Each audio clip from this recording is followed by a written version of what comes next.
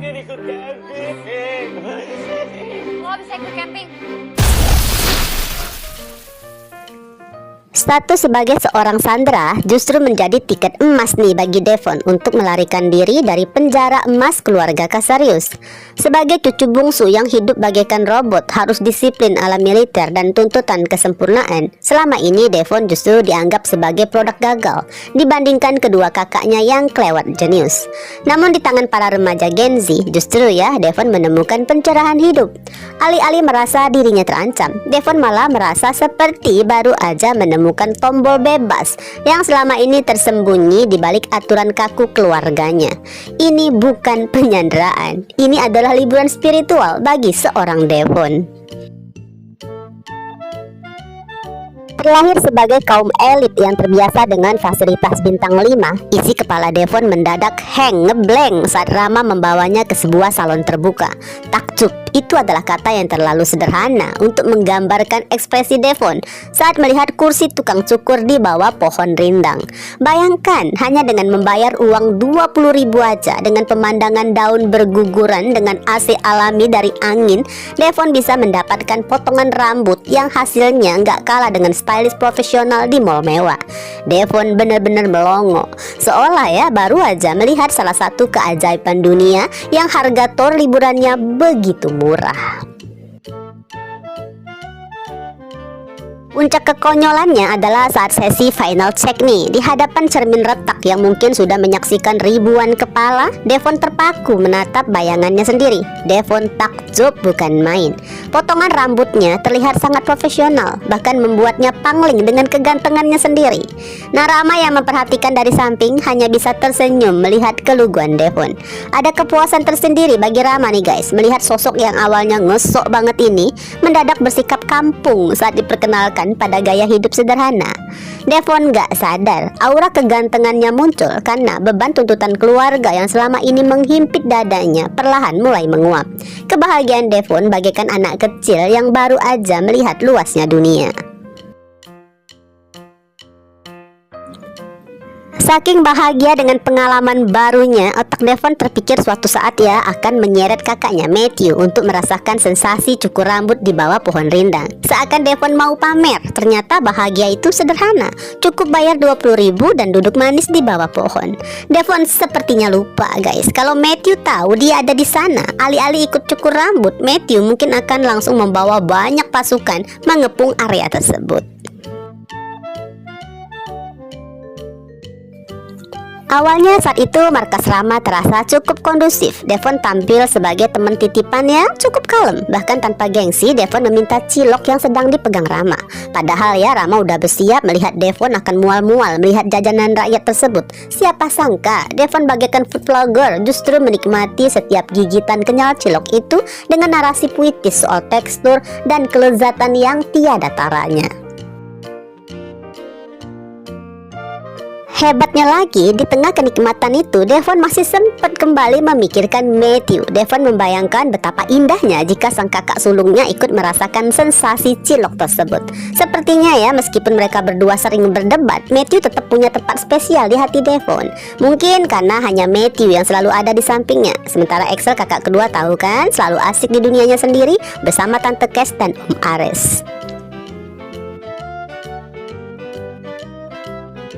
Namun jangan sampai tertipu dengan sikap kalem Devon guys. Ternyata ini merupakan strategi diplomasi tingkat tinggi. Setelah ya merasa sukses mau merakyat dengan potong rambut murah dan makanan jajanan kaki lima, Devon mulai menagih pajak balesan pada Rama. Logikanya sederhana, karena kan dia udah mau diajak hidup susah, maka gantian dong Rama wajib mengantarkannya ke lokasi camping untuk menyusul Fata dan teman-teman. Devon gak menerima kata tidak. Begitu Rama menolak, jurus pamungkas langsung keluar, tantrum selevel balita yang seakan baru aja kehilangan mainan. Saking puyengnya, Rama langsung menelpon Fatah. Rama lebih rela menerima tugas berat lainnya deh, asal jangan disuruh jagain remaja manja lah Devon. Nah, Fatah pun harus diskusi dulu dengan para Elite Squad, dan bersama mereka mendengarkan suara Devon melalui speakerphone. Alih-alih mendengar suara Sandra yang tertekan minta segera dibebaskan, yang terdengar justru suara Devon yang seakan seorang adik yang sedang ngambek, sedih, marah karena dilarang ikut camping bareng kakak-kakaknya.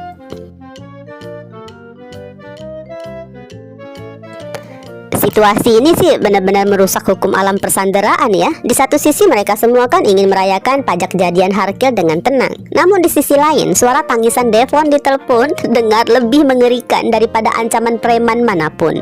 Sepertinya camping kali ini gak akan menjadi camping remaja normal selama si cucu bungsu Kasarius masih memegang teguh misinya untuk masuk ke dalam lingkaran pertemanan mereka. Setelah telepon usai, markas tersebut mendadak berubah menjadi drama komedi situasi. Rama yang kesabarannya sudah setipis tisu dibagi dua, akhirnya mengambil langkah radikal, melakbat mulut dan tangan Devon. Rama udah mencapai puncak emosinya karena si tamu titipan ini sempet-sempetnya tadi memfitnah kalau mereka nggak ramah. Padahal Rama udah berusaha sekuat tenaga loh menjadi customer service yang baik demi menuruti semua kemauan Devon. Demi kedamaian telinga dari suara tantrum si cowok cantik, lakban adalah solusinya.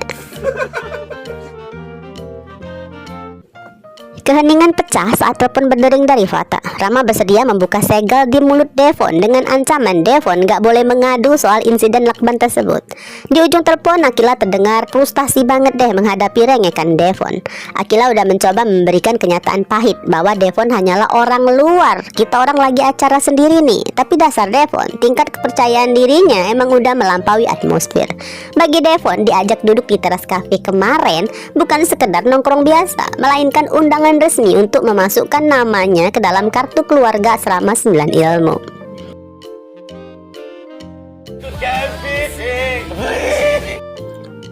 Drama pun berlanjut ke babak tangisan maut. Rengekan Devon kembali melengking, menusuk kendang telinga siapapun yang mendengarnya dengan jurus 1000 janji, mulai dari janji gak akan rusuh, gak akan mengganggu, hingga keinginan tulus ingin merasakan camping seperti remaja normal.